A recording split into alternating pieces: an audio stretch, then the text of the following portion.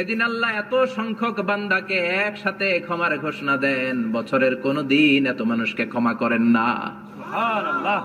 আবার শয়তান ওই দিনে এতটা লাঞ্ছিত বোধ করে, এতটা অপমান বোধ করে, বছরের কোন দিন শয়তান এত অপমানিত হয় না।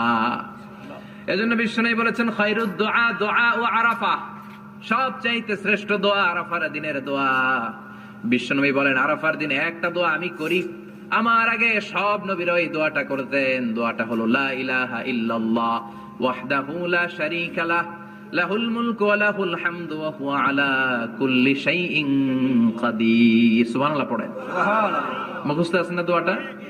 এটা পড়বেন। বিশ্বনবী আরাফার ময়দানে এই দোয়াটা পড়তেন। তাহলে বুঝা গেল বছরের সব দিন সমান না। সব দিন সমান না। বছরের সবচেয়ে শ্রেষ্ঠ দিন হচ্ছে আরাফার দিন। কোন দিন? এবার বলেন, বছরের সবচেয়ে শ্রেষ্ঠতম রাত কোনটা?